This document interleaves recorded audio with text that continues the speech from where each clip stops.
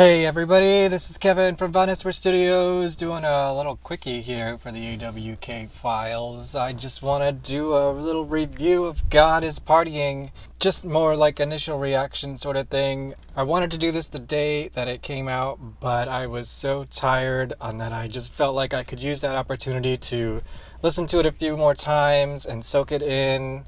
And that's what I did. The first time I listened to it, I made it really freaking loud. And rocked out to it in my room here. And then later that night, I put it on again as I was falling asleep.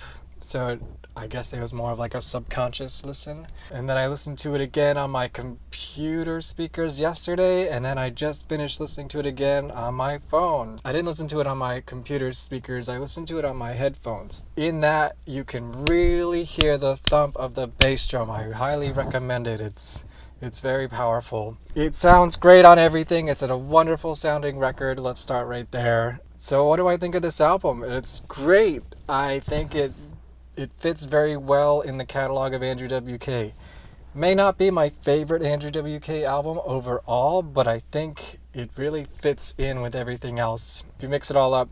And also I understand that the flow of this album is almost like a story. And that's really cool. I don't know if any other album really does that completely through. First song, Everybody Sins, that might be my favorite right now. Especially with that intro. It's fucking epic. It really sets the stage for listening to this as if it were like a movie or like a story. And then followed by Babylon. I think that was a good choice to put the first two songs as singles so you could just really get into the album and have something you're a little bit familiar with to like warm up to it. And those songs are fucking heavy. I love how heavy this album is. The sounds of the guitars. Of course, every Andrew WK album is heavy, but this goes to those really deep, detuned guitars and brings that extra, gritty, deep heaviness that hasn't really been shown on any other Andrew WK albums that are all very major key. And then it starts to slow down a little bit with No One to Know and Stay True to Your Heart. Great songs. I gotta let them sink in a little bit more. It's all sort of different, but still the same. We didn't need another party hard album. We've done that already. This is something a little bit different. It seems like it's a little bit deeper, maybe a little bit more emotional. And those really exemplify that. I do appreciate the like 80s synth vibe of Stay True to Your Heart. That's cool, man. I like the 80s. I like new wave music and stuff like that. And then we got God is Partying, which is really kind of like a segue and sort of an orchestral version of Babylon, right? I love it. It's creepy. It's short. It just kind of sets the stage for I'm in Heaven, which of course we all know. I really love I'm in Heaven too. I know a lot of people in reviews have said that it's kind of like a filler track. It doesn't really go anywhere. I disagree. I think that's a killer song, and I like when artists mess with the format of songwriting and song structure. I like to do that myself. I like that about Andrew WK and I'm in Heaven. And it's so heavy. This is maybe the heaviest, deepest, heaviest song that Andrew's ever done, and I really respect it for that. And then we get Remember Your Oath, which is another kind of power ballady song. Another one I kind of have to sink into a little bit. Side note, I'm really disappointed. I was hoping to have props here to help me talk about this. I know I ordered several copies of the vinyl and a CD, and I don't even know what else. A cassette. If there was a cassette, I would have ordered that. So I'm going to really dig deep into these songs when I can listen to it in my car on the CD, which hasn't come in yet. So I've been listening to this on Spotify, and I'm glad to give him the plays, but I really want to listen to it on vinyl and just hold the artwork and get that whole complete album thing. Napalm. And then we get My Tower, the much fabled My Tower. Yes, My Tower exists. I don't know why it's called My Tower. Again, this is not a breakdown by any means. That'll come in the future, but this is more of an initial reactions kind of thing. Best part of this song, I think, is the ending where it just really changes course. It's almost like a whole separate song. And then it ends with this knocking, which scares the fuck out of me every time I hear it. I'm like, oh my god, who's there? And it kind of reminds me of that part in, I don't know if anyone knows Scenes from a Memory by Dream Theater. That part where it's like, wake up. It's like just so creepy and startling and sudden. It's very cinematic. And then we blew apart. This is one that I noticed when I was half asleep when I was listening to it. And I was like, did he really just say we blow our loads together? And is that supposed to be funny? Because if not, it's very unintentionally funny to me. Am I dreaming? I am going to have to double check this again in the morning. Okay, Andrew, blow your bone. It's another slow one. It's powerful, but it's slow.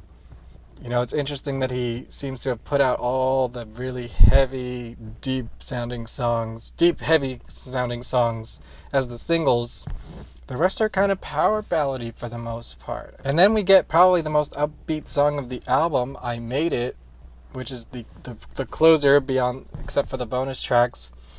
I really like this one. It's got a great beat. You can dance to it. I hope this makes it into the live set. And there's some great riffing at the end. And you know, there's something in this album that others are lacking intentionally, which is more like guitar solos. And I really like his style of playing guitar solos. It's not super fancy, but it fits perfectly. Yeah, got that fucker. And that's really the album. We have 2 bonus tracks. I'm not going to talk about Radio Edit of Everybody Sins, because that's just a shorter version of the title track, or the first track. And then we get Not Anymore, which is like a remake of one of his old songs from the Party All Goddamn Night EP, right? My soul.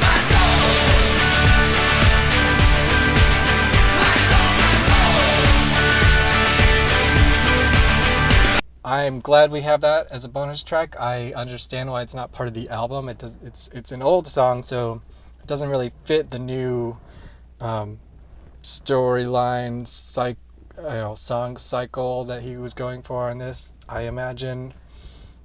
But I'm glad we have it. I hope we get a new headbang version one day.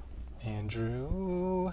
So overall thoughts. This is a much slower album than any of his previous ones. And I mean that tempo-wise. Every song's really slow. I think my biggest fault with the album is that there's no fast, upbeat songs. You know, there's always at least one. Like, obviously the first 2 albums were full of them.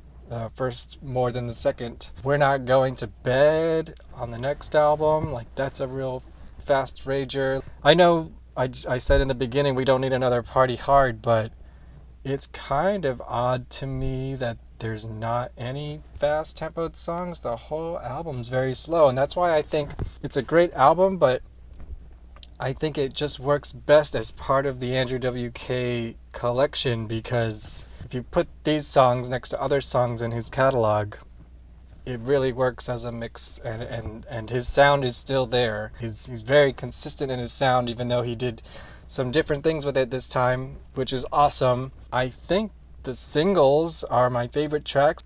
I'm not sure if that's just because I've heard them more, but maybe because they are more of a different style than anything else, and I appreciated that, like the very deep heaviness of it. I'm very excited that this album is finally here, and I'm very excited to see what he does next. I'm both relieved and disappointed that I won't be getting to see him in New York City on the tour that was canceled, but hopefully he will take that time to do something else creative, more content for us, maybe some sort of storyline themed like live stream event. If you want an example of what that would look like, go watch the new Guar CD DVD of their Halloween live stream show, which is very much like a movie on stage kind of thing, which came out on DVD and Blu-ray the same day as God Is Partying. So I think that would be really cool, because he would be able to do some theatrics maybe, or like background stuff that wouldn't be possible on a normal tour.